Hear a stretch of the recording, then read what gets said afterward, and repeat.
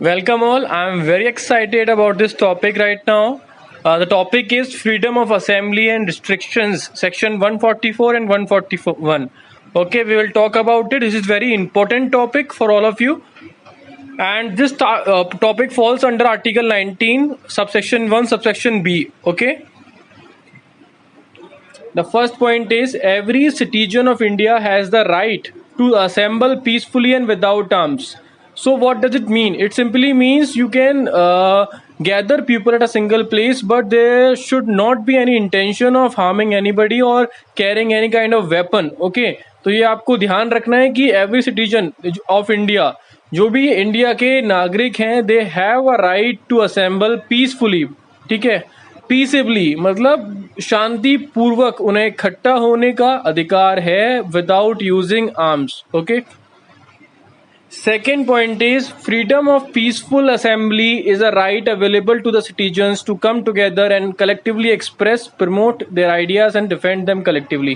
Okay, so this means कि people have right to express, promote their ideas and defend them collectively. ठीक है, उन्हें ये अधिकार है कि वो सामूहिक तौर पे आए, कलेक्टिवली एक जगह पे इकट्ठे हों, ठीक है, अपने पॉइंट को रेज करने के लिए, and they can express, promote their ideas and defend them collectively. ठीक है, तो वो ऐसा कर सकते हैं. Third point is this right includes holding public meetings and demonstrations and taking out processions. ठीक है, तो इसका मतलब ये होता है कि पब्लिक मीटिंग्स जो होती हैं उनको होल्ड करने का राइट है, डिमॉन्स्ट्रेशंस का राइट है कि अब वो कुछ ऐसा प्रेजेंट भी कर सकते हैं जो कि एक इन्फॉर्मेशन है, and they if they want to describe it by using any kind of practical example they can do it. ठीक है, वो डिमॉन्स्ट्रेशंस दे सकते हैं पब्लिक में जाके कि ये ऐसे एक्टिविटी हो रही है, किसी का भी एग्जाम्पल है, ठीक है, कि इस तरह से हो रहा है, हम ऐसा कर रहे हैं, वो सब बता सकते हैं. And other thing is processions.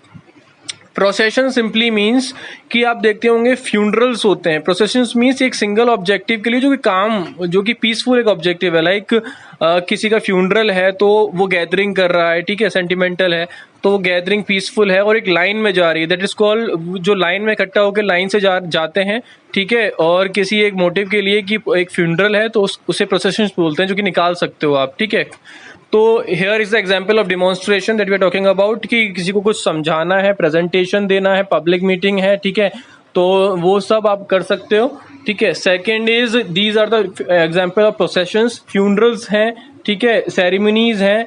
अगर आप देखते होंगे यात्राएं निकलती हैं, वो यात्राएं एक मोटिव के लिए होती हैं जो कि एक पीसफुल मोटिव है. ठीक है, अमरनाथ यात्रा रही, ठीक है, आगे कोई और कैलाश की यात्रा रही. ठीक है, तो बहुत सारे एग्जाम्पल्स आपके पास है, किसी मंदिर की यात्रा रही. ठीक है, तो ये सब एक ही लाइन से लोग जा रहे होते हैं और उसमें क्या है, कोई मोटिव नहीं होता पीस, जो पब्लिक पीस है उसको हार्म करने का. ठीक है, तो वो प्रोसेशंस के अंदर आती है.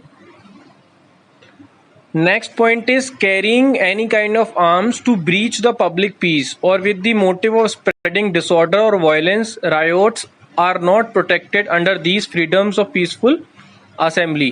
इसमें सिंपल ये बोला गया है, आपको समझना है कि अगर कोई व्यक्ति आर्म कैरी कर रहा है, कोई ऐसा वेपन कैरी कर रहा है, गन्स हैं, बॉम्ब्स हैं, ठीक है, ऐसी चीजें अगर वो कैरी कर रहा है, ठीक है, और जो मोटिव है उसका वो पब्लिक पीस को भंग करना है, पब्लिक पीस को ब्रीच करना है, ठीक है, तोड़ना है, ठीक है, और एक वाइडली डिसऑर्डर क्रिएट करना है समाज में, जो ऑर्डर है, जो सोशल ऑर्डर मेंटेन किया जा रहा है, if somebody wants to violate that order by using any kind of weapon, ठीक है, और वायलेंस और रायोट्स, तो ये सब चीजें फ्रीडम के अंदर नहीं है. ये अगर होती हैं तो there will be some restrictions imposed by the state. Okay. 5 point is the Constitution of India has made its citizen eligible to assemble, speak and to be heard as long as they are non-violent. इसमें बोला ये गया है कि जो constitution है India का, उसने ये क्लियरली मेंशन किया है कि सिटीजन्स एलिजिबल हैं बोलने के लिए, असेंबल होके एक जगह पे बोलने के लिए, और उनको वो अपने को सुनने देने के लिए भी एलिजिबल हैं कि वो जो बोल रहे हैं दूसरे सुने. ठीक है, as long as they are non violent. Non violent का मतलब होता है आप अहिंसा. ठीक है, जो कि एक आपने पढ़ा है नॉन वायलेंस के सबसे जो फादर हैं, दैट इज महात्मा गांधी. तो उसमें आप बोलते हैं कि नॉन वायलेंट कि अहिंसा पूर्वक, ऐसा नहीं कि आप कोई वायलेंस क्रिएट कर रहे हो, मारपीट कर रहे हो या फिर ठीक है तोड़ा ताड़ी कर रहे हो, तो वो एक्सेप्टेड नहीं है। Sixth point is the state can restrict freedom of assembly only on two grounds. अब ये क्वेश्चन काफी सारे एग्जाम्स में आ जाता है कई बार कि what are the grounds on which state can impose restrictions on freedom of assembly. तो ये मेन क्वेश्चन है जो कि पूछ लिया जाता है, तो इसमें आप बोलेंगे कि there are two grounds on which a state can impose certain restrictions over the freedom of assembly, ठीक है, पीसफुल असेंबली। तो उसमें है कि अगर कोई व्यक्ति सोवरेनिटी और इंटीग्रिटी को हर्ट करता है, ठीक है, भारत की, तो उसमें है कि एक पहला ही प्रिंसिपल है कि if someone violates the sovereignty and integrity of India by collectively gather at place, ठीक है, और on behalf on the point of freedom of assembly, ठीक है, तो उस केस के अंदर स्टेट इम्पोज कर सकता है सर्टेन रिस्ट्रिक्शंस। और दूसरा पॉइंट है if he wants to be a hurdle in maintenance of traffic in the area concerned. आप देखते होंगे कि ट्रैफिक मैनेजमेंट होता है, ठीक है, ट्रैफिक मैनेजमेंट पुलिस भी होती है। तो अगर कोई व्यक्ति ट्रैफिक मैनेजमेंट के बीच में असेंबल होके ट्रैफिक में बाधा डालता है, ठीक है, उसको क्लियर करने में बाधा डालता है, तो उसके खिलाफ भी ऐसा हो सकता है। ये भी आपको क्लियरली एक लेमन लैंग्वेज में समझाया, समझ में आना चाहिए क्लियरली। अगर समझ में आ रहा है तो जल्दी से सब्सक्राइब कीजिए, लाइक कीजिए, ताकि मैं फर्दर वीडियोस क्रिएट कर सकूं इन चीजों पे। Seventh point is the main question is what are the main sections which are required to restrict the freedom of assembly. ठीक है, तो दो सेक्शंस ऐसे हैं जो कि आपको बहुत इंपॉर्टेंट है जानना और बहुत इंपॉर्टेंट है किसी सिलेबस के पर्पज से भी। तो फर्स्ट सेक्शन इज सेक्शन 144।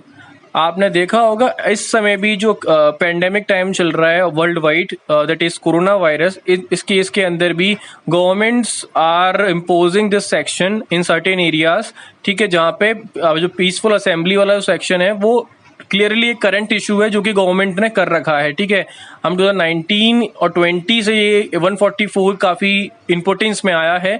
इसमें होता यह है कि आप लोगों को इकट्ठा नहीं होने देते हो for the shake of their health. वो गवर्नमेंट अगर चाहे, मजिस्ट्रेट अगर चाहे, ठीक है, तो वो जो हेल्थ है लोगों की या फिर उनको हार्म ना हो, ठीक है, उस केस के अंदर गैदरिंग मना कर सकता है। तो ये टाइम एक क्रूशियल टाइम है इस सेक्शन को समझने का कि पेंडेमिक है world wide, corona virus that is being spread through people, ठीक है, एक ऐसी डिजीज है जो लोगों के द्वारा ही फैल रही है। तो उस केस के अंदर लॉकडाउन किया जा रहे हैं ताकि लोगों की असेंबली ना हो। ठीक है, तो section 144 of criminal procedure code 1973, if there is some kind of obstacle means बाधा, ठीक है, danger to human life, health और सेफ्टी और a disturbance of the public peace or any kind of riots, a magistrate can restrain assembly meetings or processions। ठीक है, जो magistrate है particular district का, जो वो उस पर राइट है कि वो रिस्ट्रिक्ट कर सकता है असेंबली को, मीटिंग्स को और प्रोसेशंस को। ठीक है,